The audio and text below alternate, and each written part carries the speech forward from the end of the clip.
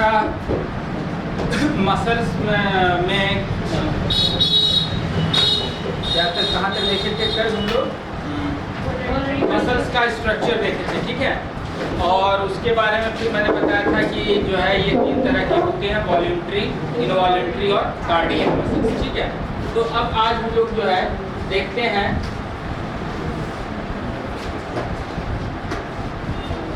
तीनों के बारे में। सबसे पहले हम लोग एक स्ट्रक्चर बना लेते हैं तीनों तरह के मसल्स का।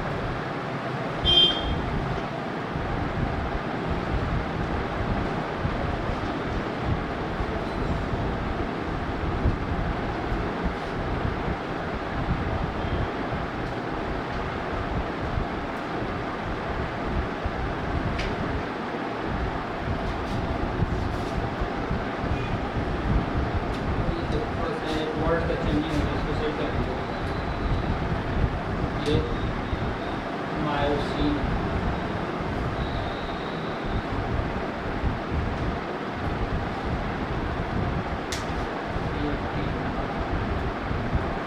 बना लीजिए,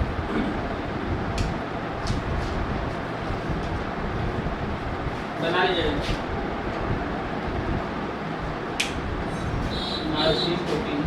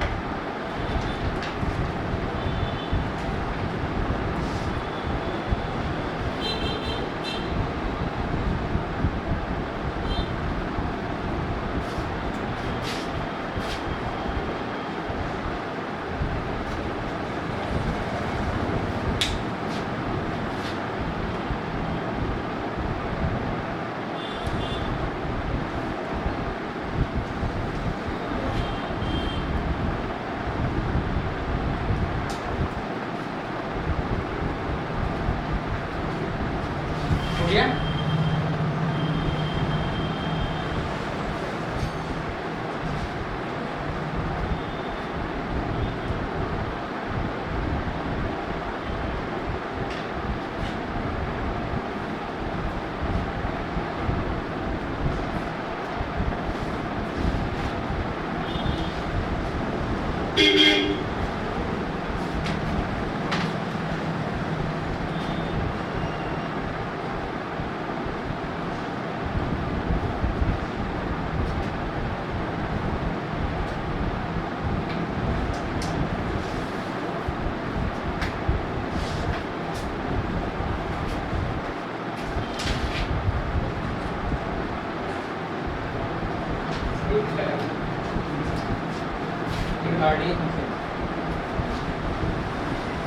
ये इनवॉल्यूंटरी मसल्स है या कार्डियक मसल्स?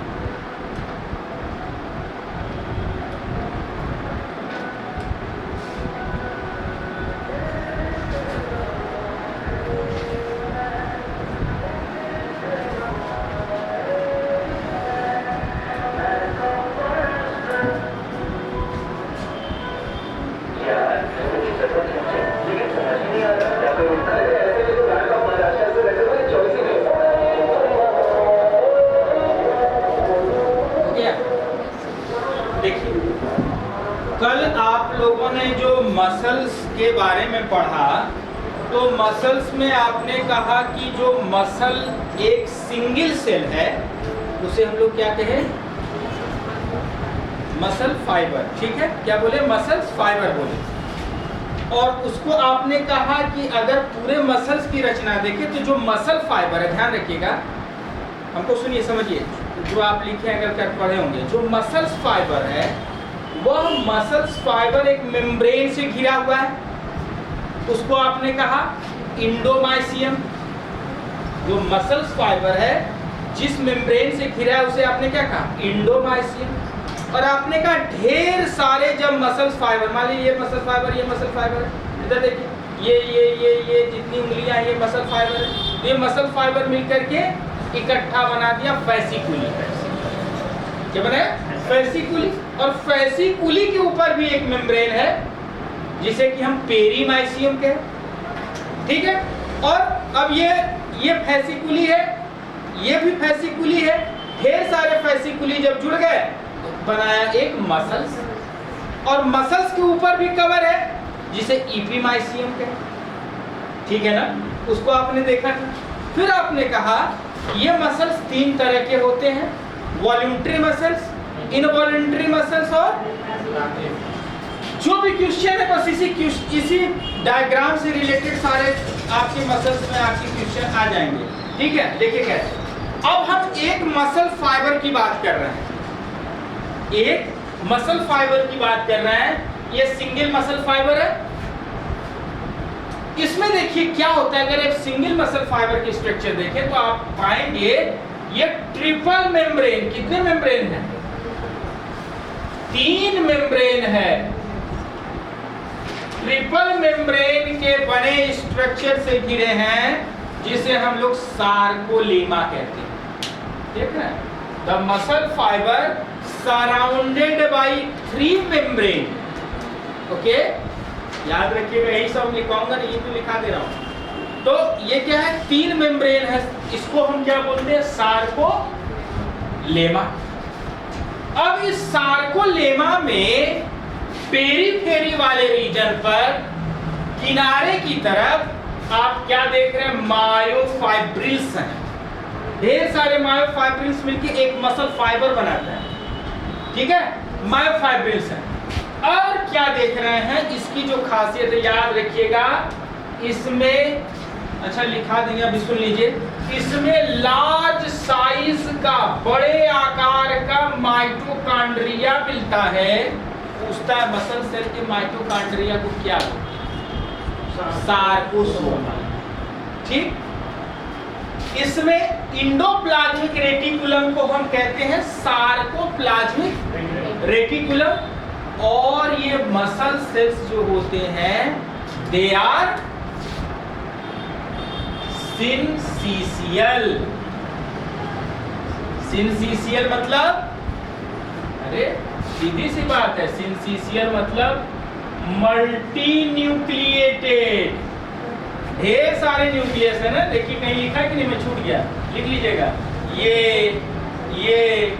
ये सारे के सारे क्या है, न्यूक्लियस है ना, एक से ज्यादा न्यूक्लियस इसमें मिलता है। इसका मतलब जो मसल सेल्स होते हैं आपके वो सिनसीशियल होते हैं। जो मसल सेल्स हैं वो सिनसीशियल होते हैं। अगर प्लांट सेल होता तो, अगर प्लांट सेल होता तब उसको क्या कहते हैं, जिसमें मल्टी न्यूक्लिएट हो जाता है, तो यहां पे आपने कहा सिनसीशियल, और प्लांट सेल में मल्टी न्यूक्लिएटेड हो जाता है तो क्या कहते हैं, सिनोसिटिक। प्लांट सेल में क्या बोलते हैं, सिनोसिटिक। प्लांट सेल में मल्टी न्यूक्लिएट अगर क्या हो, प्लांट सेल हो, तो इसे हम लोग क्या कहेंगे, सिनोसिटिक। इसे हम लोग सिनोसिटिक कहेंगे, प्लांट सेल अगर होगा तो। और एनिमल सेल है तो इसे हमने कहा सिनसीशियल, ठीक है।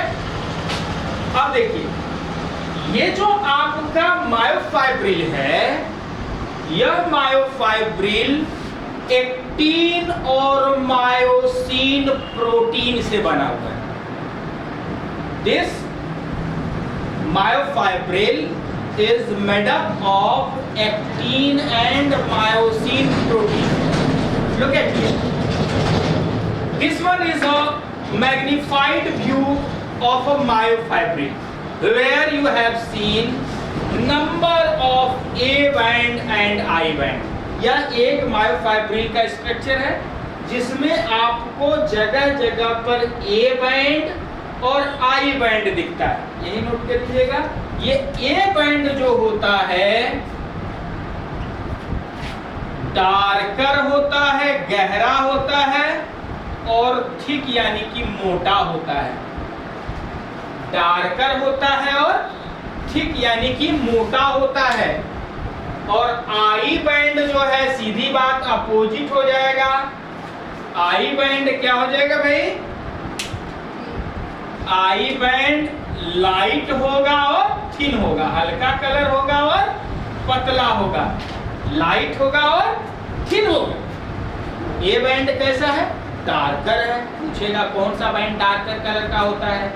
ए बैंड और आई बैंड। मतलब ये जो आपका देखेंगे मायोफाइब्रिल, मैंने बताया ये ढेर सारे किससे बने हुए हैं? एक्टिन और मायोसिन फिलामेंट से।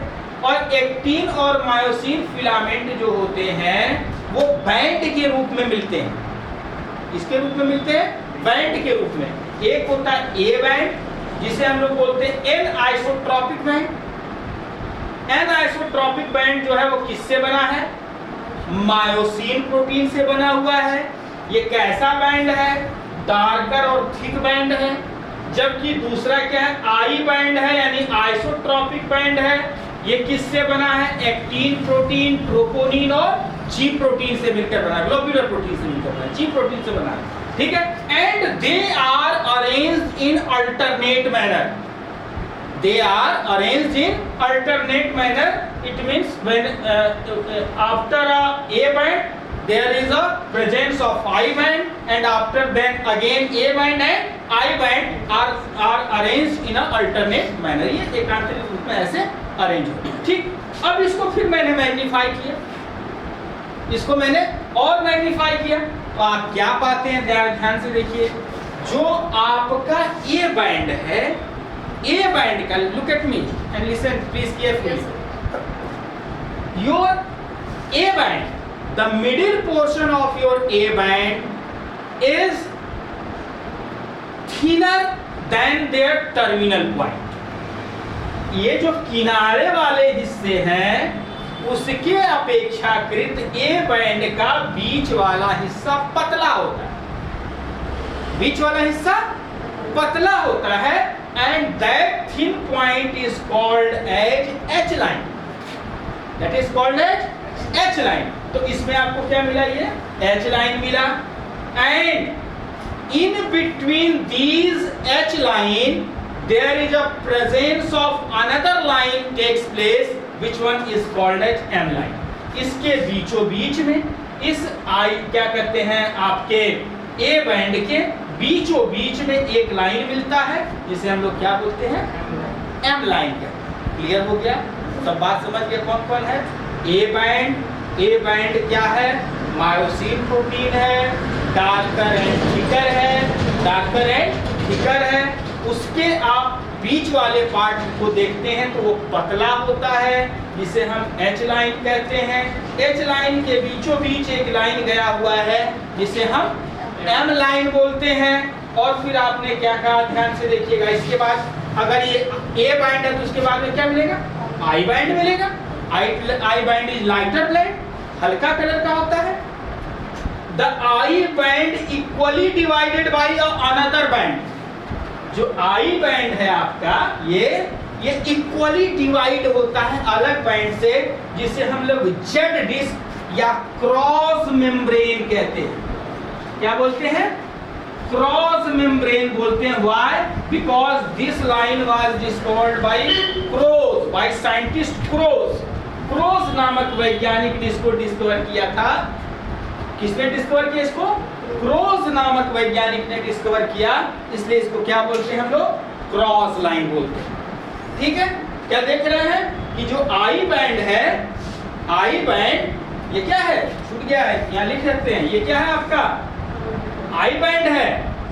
आई बैंड इज इक्वली, ये आई बैंड है, I band is equally divided by a membrane which is called as Z disc और क्रॉस मेम्ब्रेन, जिसे हम लोग क्या बोलते हैं? जेड डिस्क या क्रॉस मेम्ब्रेन कहते हैं। और पूछा गया बहुत बार question, what is sarcomere? The distance between two Z disc, the distance between two Z disc is called as sarcomere. दो जेड डिस्क के बीच की दूरी को हम लोग क्या बोलते हैं? सार्कोमियर बोलते हैं। क्लियर हो गई बात?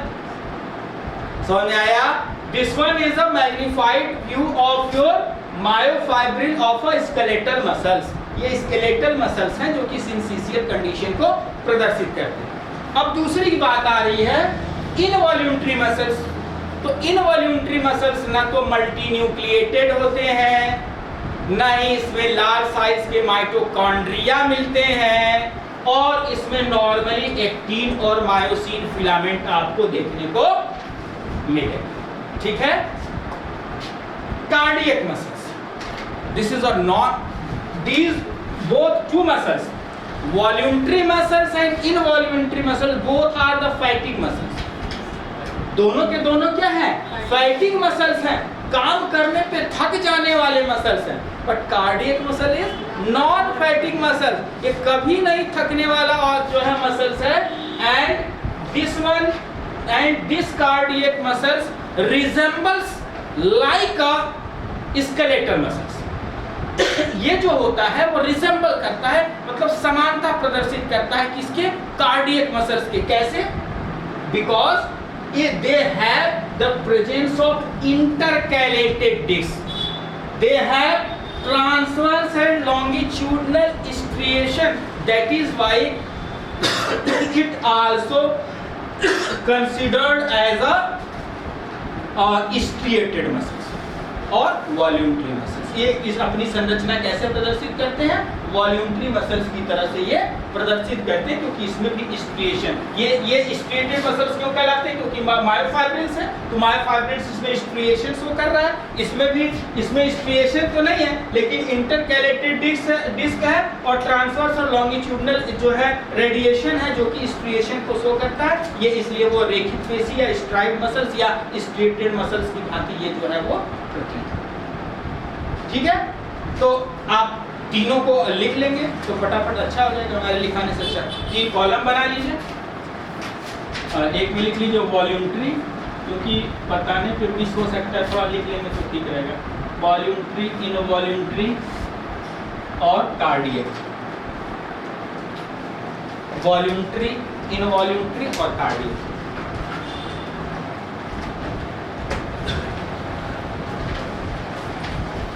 वॉल्यूंटरी, इनवॉल्यूंटरी और कार्डियक। पहले वॉल्यूंटरी में लिखिए it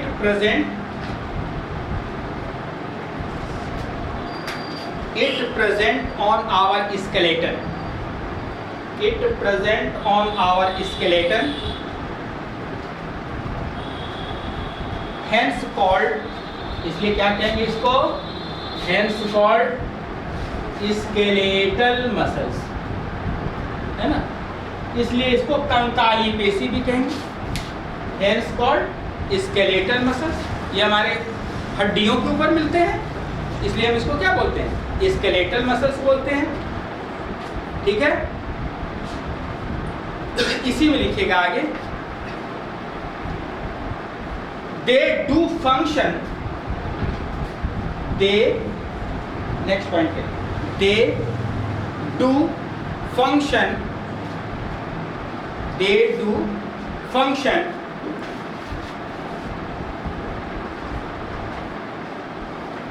according to will of animals, according to will, will माने इच्छा शक्ति, according to will of animals, hence called, इसीलिए क्या कहेंगे? hence called voluntary muscles, इसलिए इसे ऐच्छिक पेशी भी कहेंगे। hence called voluntary muscles, इसलिए इसको हम क्या बोलते हैं? voluntary muscles कहते हैं। नेक्स्ट पॉइंट, मायोफाइब्रिल्स, उसी में लिखिए मायोफाइब्रिल्स और सार्कोस्टाइल, मायोफाइब्रिल्स और सार्कोस्टाइल मायोफाइब्रिल्स और sarcostyle present in it, hence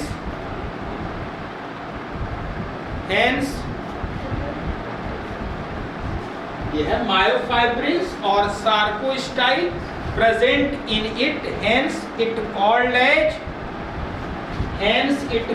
as क्या striated or striped muscles, striated or striped muscles। Clear हो गया? तीनों नाम एक ही का है, हमारे विल पावर के अनुसार काम कर रहा है इसलिए ऐच्छिक पेशी कहे, रेखा जैसी रचना मिल रहा है इसलिए रेखिक पेशी कहे, और कंकाल के ऊपर मिल रहा है इसलिए कंकाली पेशी यानी स्केलेटल मसल्स। ठीक है, फिर उसी में लिखो नेक्स्ट पॉइंट, देखिए इट कंटेन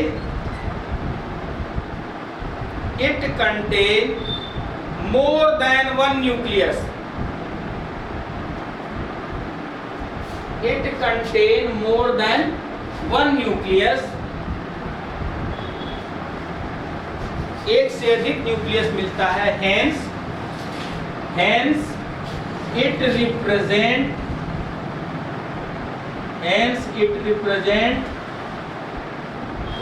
क्या लिखिए syncytial condition, hence it represent to syncytial condition। ठीक है, नेक्स्ट पॉइंट देखिए, have large size of mitochondria, have large size of mitochondria called as sarcosome, ठीक है। अपोजिट चलिए, अब उल्टा इसमें लिख लीजिए, इनवॉल्यूंटरी में सीधी बात। अब क्या होगा, ये कहाँ है हमारे स्केलेटन पे, वो कहाँ मौजूद है हमारे विसरल ऑर्गन। तो लिखिए it present in our visceral organs, in our visceral organs. कहाँ मिलता है हमारे विसरल ऑर्गन्स में मिलते हैं। It present in our visceral organs, hence called क्या, उसी का उल्टा कर दो भाई, hence called non skeletal muscles.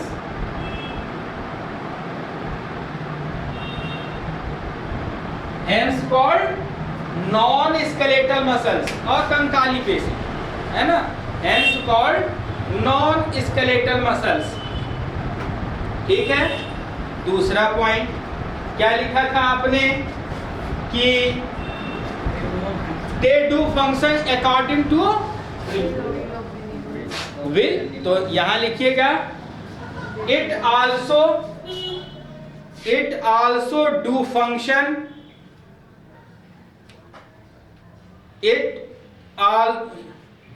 नहीं उल्टा होगा ना, इट डू नॉट एक्ट, ऐसे करो, it do not act according to our will power, it do not act according to our will power.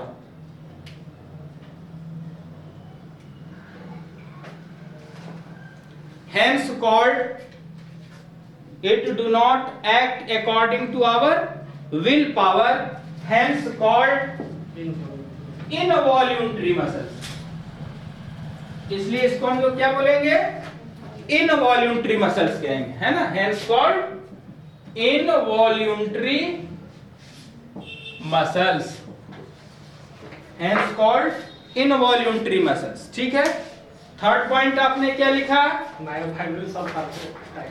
हाँ, इसमें चूंकि मायोफाइब्रिल्स या सार्कोस्टाइल था, इसलिए ये कैसे दिखाई दे रहे थे, स्ट्रिएटेड दिख रहे थे, इसलिए आपने कहा कि इसमें ये स्ट्रिएटेड मसल्स है, लेकिन ये क्या होगा? नेक्स्ट पॉइंट लिखिए, it do not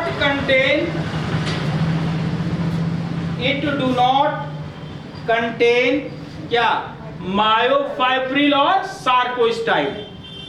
it do not contain myofibril और sarcostyle. Hence it called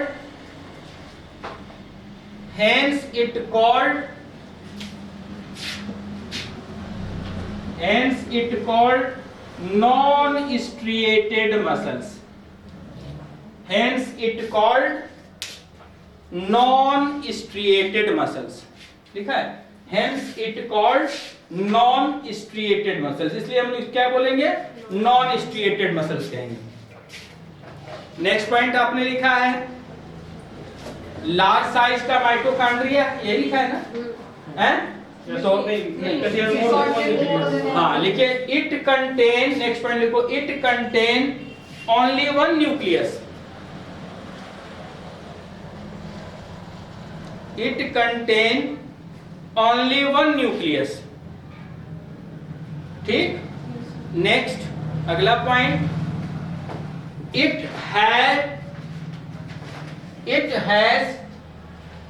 has normal size of mitochondria।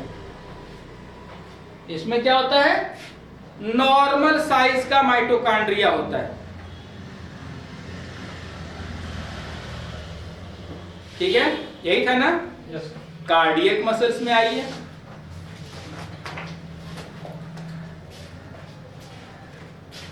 लिखिए, it constitute to the heart.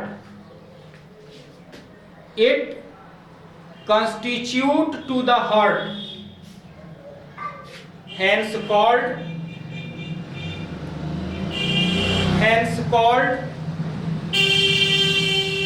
cardiac muscles।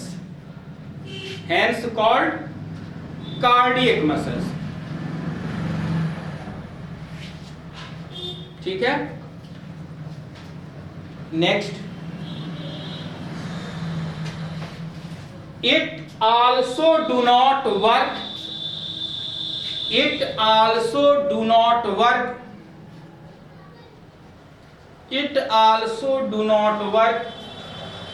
According to our will power. हमारी इच्छा शक्ति के अनुसार काम नहीं करता।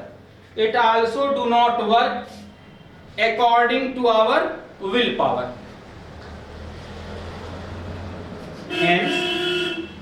Hence, it is also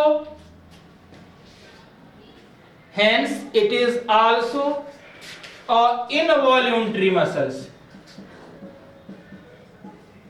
Hence it is also a involuntary muscles। यह भी क्या है? involuntary muscles है, अनैच्छिक पेशी है।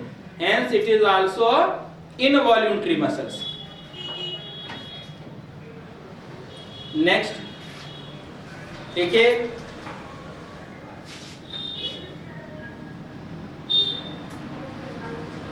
it is structurally similar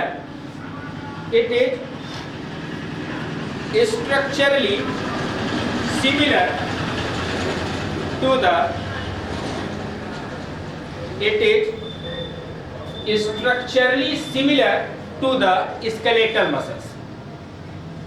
संरचना में स्केलेटल मसल से मिलते हैं। It is structurally similar to the skeletal muscles because it has, क्या लिखा है? Because it has intercalated disc। Because it has intercalated disc and transverse and longitudinal striation। And transverse and longitudinal striation।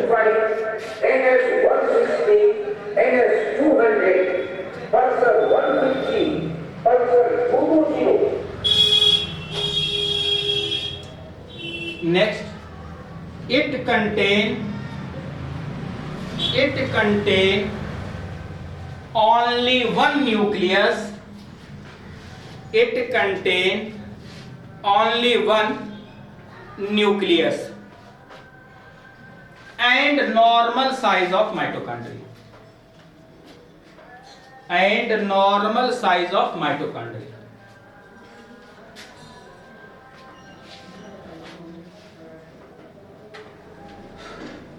ठीक है।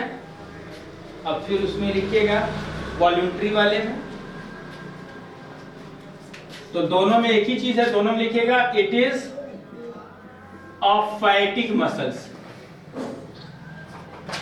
It is a fatigue muscles, ये fatigue muscles है, voluntary और involuntary दोनों, तो लिखिएगा it is a fatigue muscles.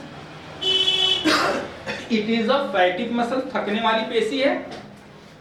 Voluntary muscles में भी लिखिए it is a fatigue muscles, और इनवॉल्यूंट्री में भी लिखिए it is a fatigue muscles, दोनों FATIGUE फैटिक मसल्स।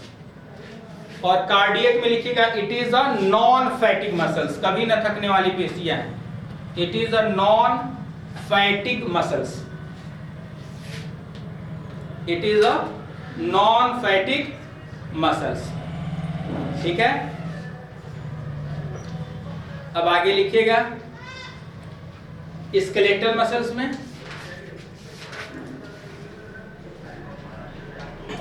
अब ये बैंड लिखा नहीं उसे तो समझ में आ गया, लिख लीजिए, भूल जाएंगे। वॉल्यूंट्री मसल्स पहले वाले लिखिए A band and I band,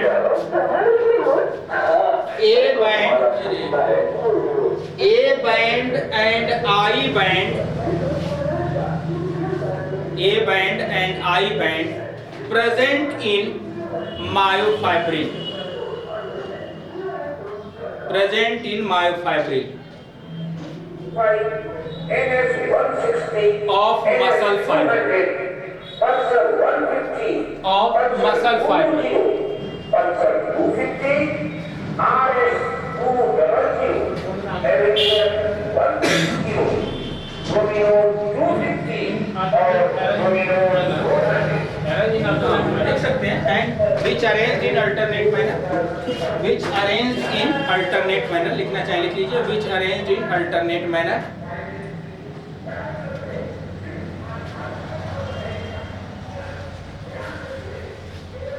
ठीक है।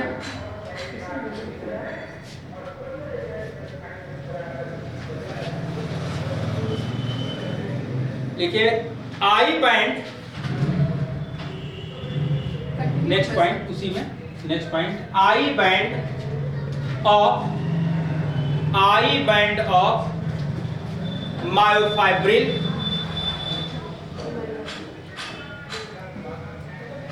I band of myofibril divide by Z disc, यहां लिखा है divide by Z disc, divide by Z disc. Next point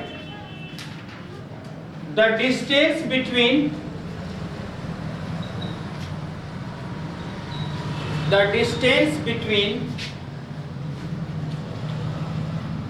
two Z discs, the distance between two Z discs is called sarcomere. The distance between two Z discs is called sarcomere. Is called sarcomere. Next, the middle portion of A band, the middle portion of A band is thin,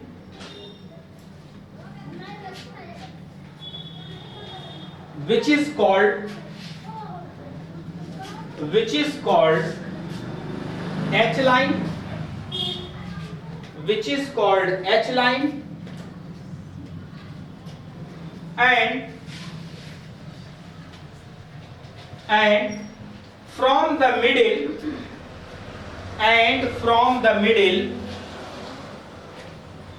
it divided by m line and from the middle it divided by m line.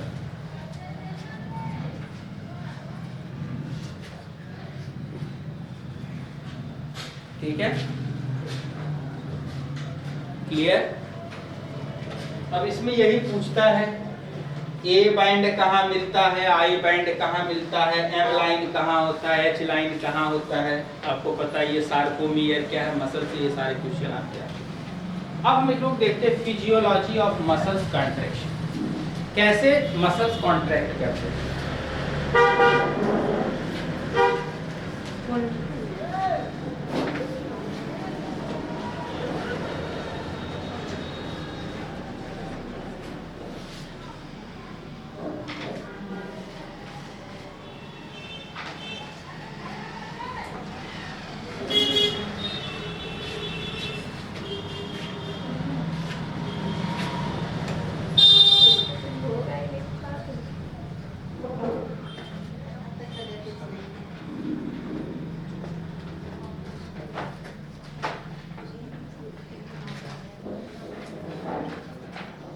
Physiology of muscles contraction लिखिए।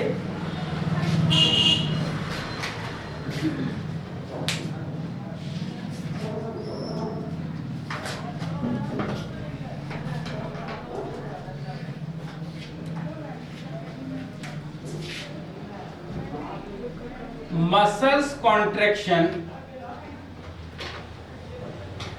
is a complex process.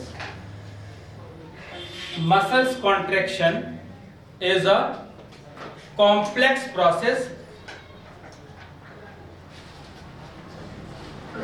in which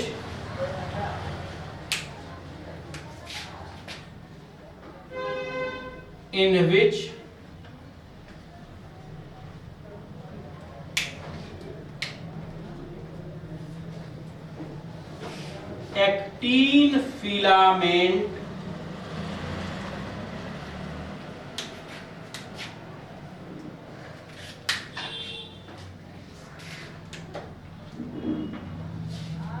slip over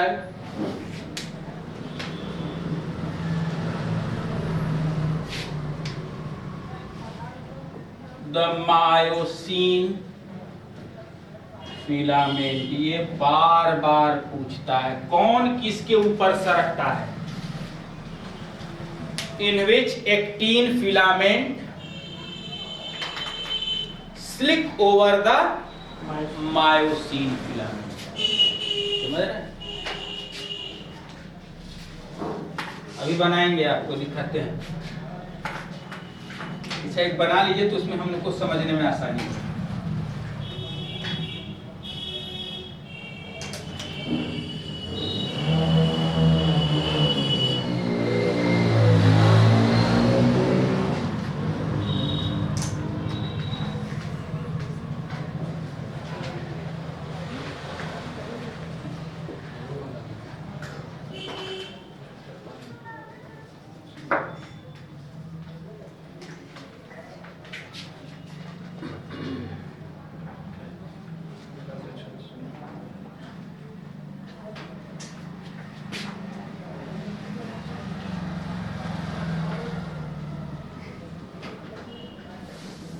ये क्या है भाई? Myosin filament है ना, बनाए है ना, अभी बनाए थे ना कहीं, यहां देखिए। और मायोसिन फिलामेंट में ही ना मिलता है इस पर। ये मायोसिन फिलामेंट, इसके ऊपर कौन सरकेगा? Actin filament.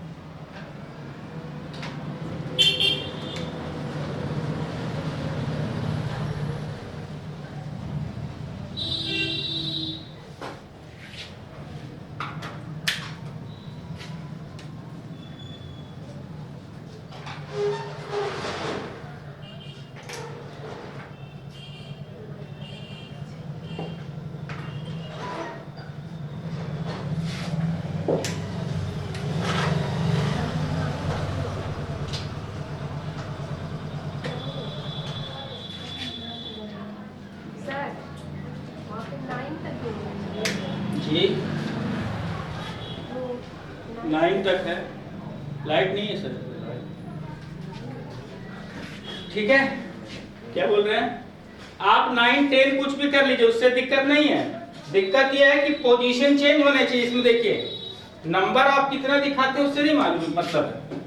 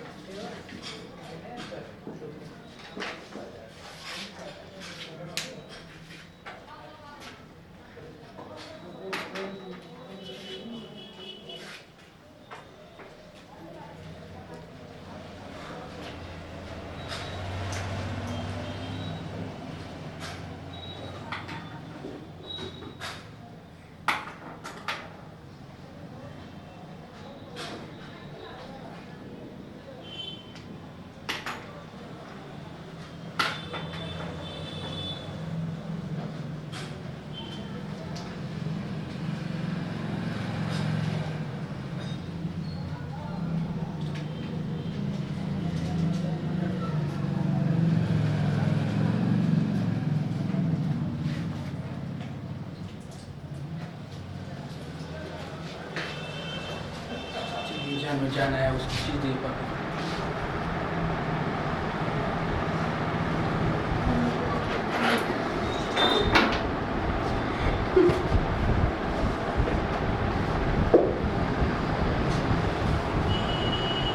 बन गया? देखिए तो आपने कहा muscles contraction is a complex process in which actin filament, look at here, slide over to the myosin filament. Actin filament जो होता है वो मायोसिन फिलामेंट के ऊपर क्या होता है, स्लिप ओवर करता है, यानी कि वो सरक करके आगे बढ़ता है। कैसे? इसमें होगा कैसे? इट रिक्वायर एनर्जी, इसमें क्या चाहिए?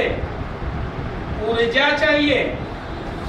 It require energy which obtain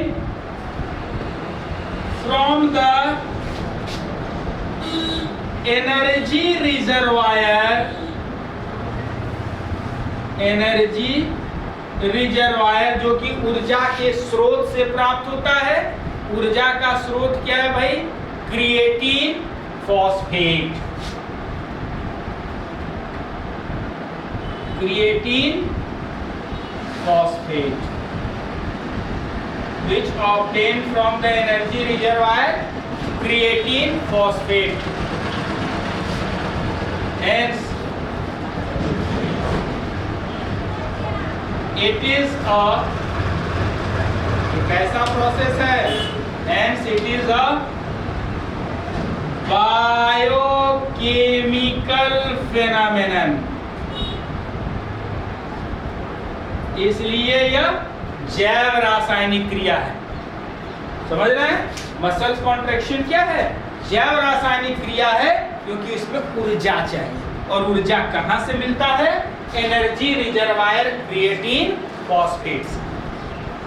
ठीक है, तो होता क्या है इसमें? होता क्या है देखिए, इसमें जो है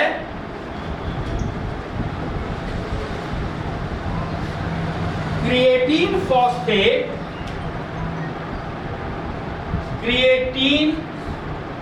क्रिएटिन फॉस्फेट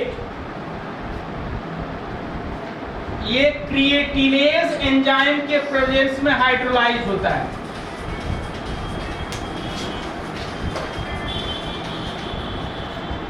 हाइड्रोलाइज बाय क्रिएटिनेज, है ना? क्रिएटिनेज एंजाइम क्या करता है? इसको हाइड्रोलाइज करता है। क्रिएटिनेज, तो क्रिएटिनेज जो है क्रिएटिन फॉस्फेट को किसमें हाइड्रोलाइज करता है?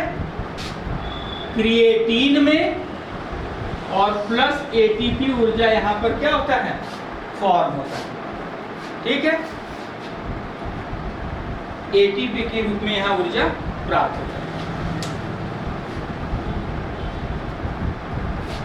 Clear? Now, this mechanism can be divided into two. इसको दो भागों में हम बांट सकते हैं.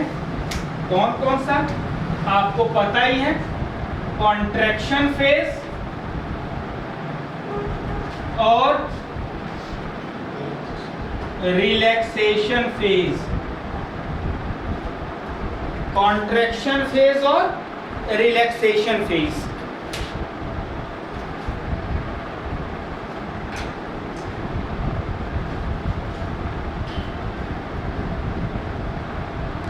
अब देखो होता क्या है.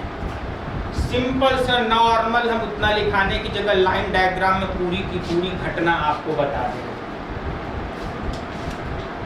इन normal condition,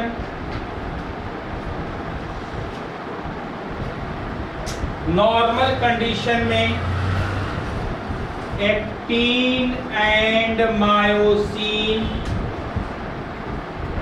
do not make any contact.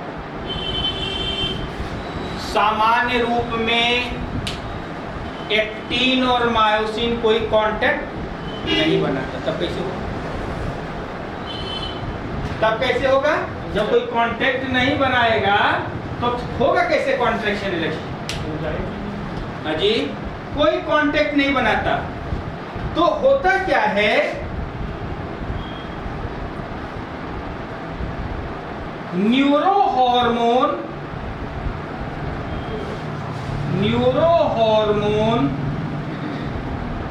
Acetyl choline, neuro hormone acetyl choline responsible for contraction या इनिशिएट कॉन्ट्रैक्शन. अच्छा, ये क्यों नहीं बनाता भाई? ये नॉर्मल कंडीशन में ये एक दूसरे से कांटेक्ट क्यों नहीं बनाता? ये चीज तो इंपॉर्टेंट थी, ये छूट गया. Due to troponin protein. Troponin protein ऐसा करने से रोकता है. नॉर्मल कंडीशन में ट्रोपोनिन प्रोटीन ये कांटेक्ट बनाने नहीं देता, लेकिन जब neuro hormone acetyl choline release होता है तो क्या होता है, एक्टिन फिलामेंट को जो है ये क्या करेगा, स्टिमुलेट करेगा. किसको स्टिमुलेट करेगा? तो इट इनिशिएट कॉन्ट्रैक्शन. कैसे?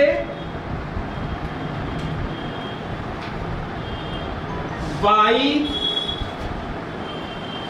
Stimulating sarcoplasmic reticulum for the removal of calcium ion.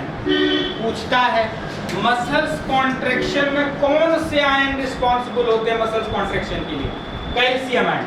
तो जब न्यूरो हार्मोन निकलेगा तो ये सार्कोप्लाज्मिक रेटिकुलम को क्या करेगा, स्टिमुलेट करेगा, उद्दीपित करेगा कि वो क्या निकाले, कैल्शियम आयन निकाले. तो जब कैल्शियम आयन निकलेगा तो क्या होगा, troponin protein have very much affinity to binds with calcium ion. जो ट्रोपोनिन प्रोटीन है उसमें बहुत ज्यादा बंधुता है कि वो कैल्शियम आयन से जाकर के जुड़ जाए, है ना. और इससे क्या होगा,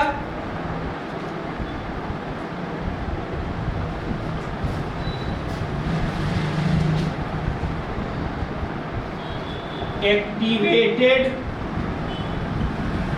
protein of troponin binds with myosin filament by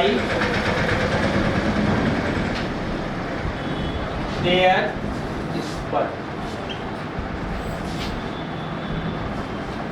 ठीक है ना, by their spur. बैठिए बैठिए बैठिए।